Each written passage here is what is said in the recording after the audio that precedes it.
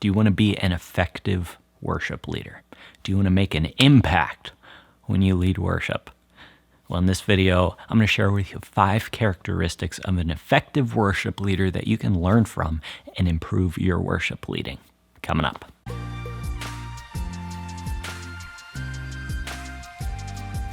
Hey, Spencer here from leadingworshipwell.com. This is the place where we talk about how to lead yourself well, lead your church well, and lead worship well. So if you're interested in that, click subscribe down below and let's get into it, because today we're talking about 5 characteristics of an effective worship leader. And I think that's what we all want in our worship leading.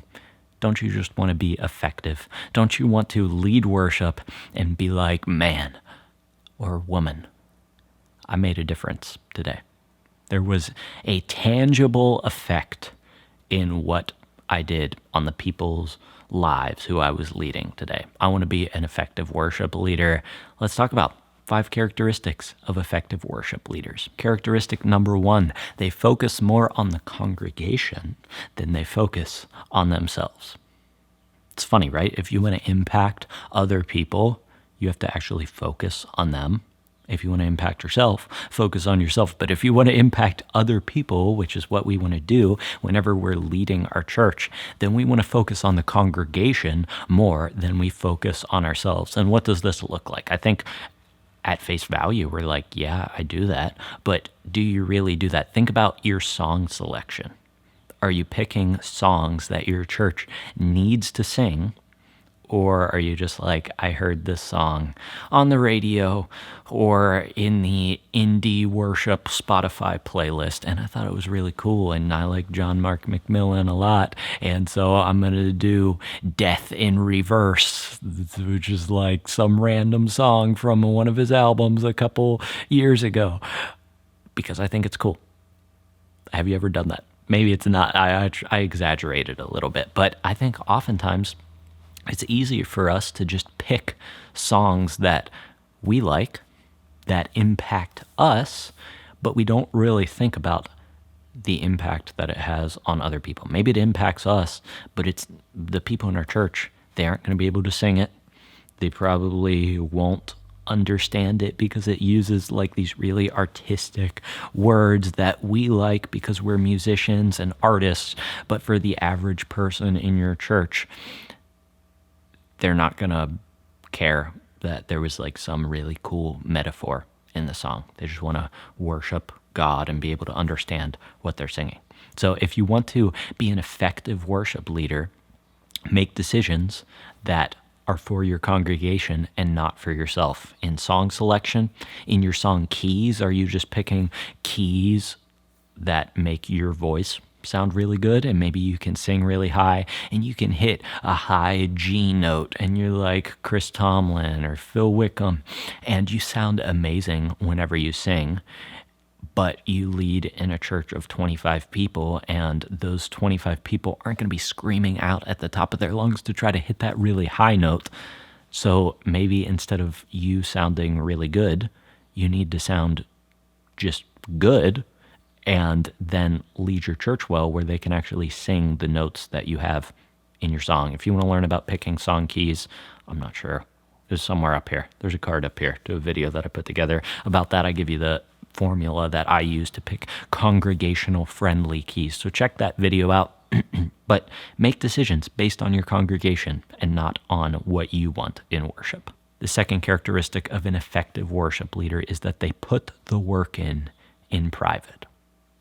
Are you putting the work in private? You see, the things that you do in private will come out in public, and that's for better or for worse. For worse, if you're putting in the bad stuff in private and not doing what you should be doing, that's eventually going to reveal itself in public. But the good news is that if you put the good things in public or in private, then those good things will come out in public. And that's the good news. So are you putting good things in private? Or are you just only doing the things that you need to be doing when it comes to worship leading in public? Like, are you just showing up on Sunday morning and playing through the songs, even though you haven't run through them during the week. And maybe you're at a point where you feel like that's okay, where you're like, okay, I know these songs. I've played them 50 times at this point. I know them forwards and backwards. I can just show up on Sunday morning and wing it, and it'll be okay. But effective worship leaders know of the value of that private discipline time of, number one, musically, of not just hitting a plateau where, okay, I know the G, C, D, E minor, maybe an A minor chord and some chords in the key of D, and I can play any song that I want and hitting that plateau. They know that they can be constantly improving by putting the work in private, and that improvement will bleed into their public ministry. So musically, that's true. But number two, spiritually, like your personal relationship with God. Are you putting the work in private? Or are you just like, okay, you know what? I'm already at church 3 nights a week. I already show up early on Sunday morning. I listen to the pastor preach. And it's just like that becomes a substitute for your personal relationship with God, but it's not the same. Whenever you're constantly thinking of other people, that's not a bad thing to think of other people, but whenever that becomes your faith, then what do you have left? Ask yourself the question, if I wasn't leading worship anymore, what would be left of my personal faith? Or is my entire personal faith wrapped up in my position as worship leader? And if I took that away, it would take my personal faith along with it. Don't let that happen. Have it be two separate things, and then your personal faith, your personal relationship with God will bleed into your worship leading. But if you took the worship leading away, you'd still have your personal faith here. So put the work in private, and it will bear fruit in public. Characteristic number 3, effective worship leaders push others into the spotlight. They aren't prideful. They aren't like, this is my church to lead worship in.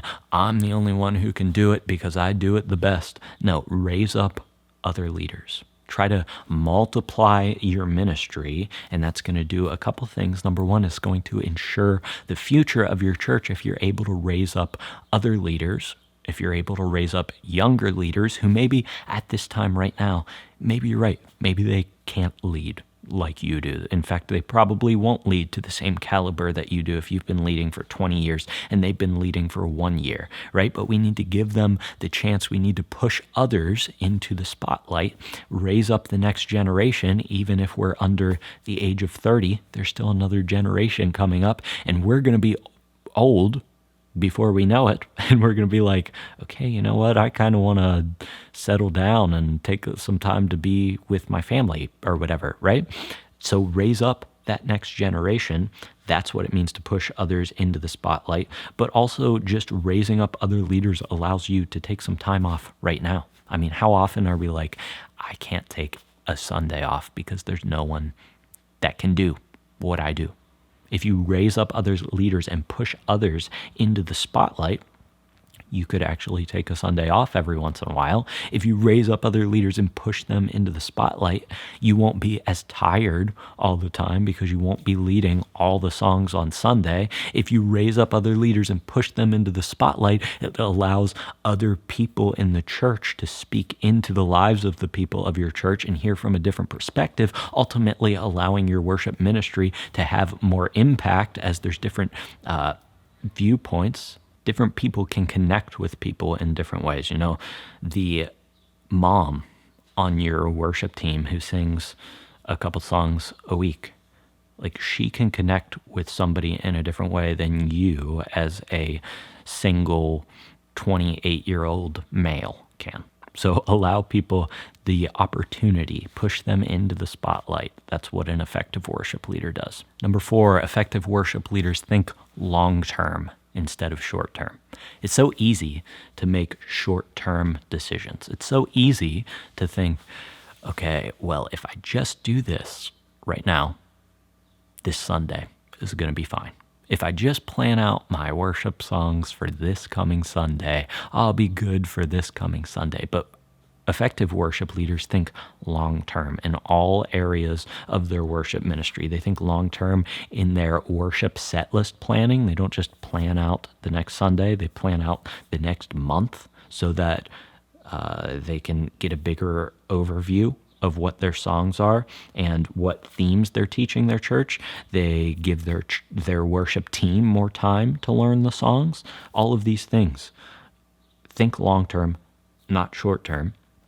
They think about, okay, this is where we're at right now, and my current systems are designed to get me the results that I'm currently getting. So if I want to grow my worship team, then maybe I need to start doing some things differently from an organizational standpoint. Maybe I need to actually figure out what a worship rehearsal looks like and how to run one of those, and have a complete process for implementing someone into my worship team, so that when somebody asks if they want to join the worship team, I can be like, okay, yes, you may. These are the things that you need to do, instead of just being like, yeah, why don't you join us on a Sunday morning, right?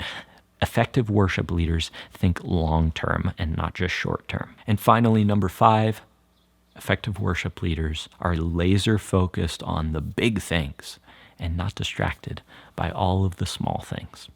There's so many small things in worship ministry that are time sucks, that just swallow up all of our time in our worship planning, in our worship leading. But if we are able to identify the maybe 3 things at most that are truly important to the success of our worship ministries,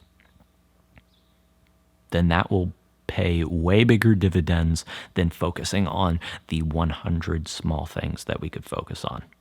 I don't know, EQing your voice perfectly, or getting Mogami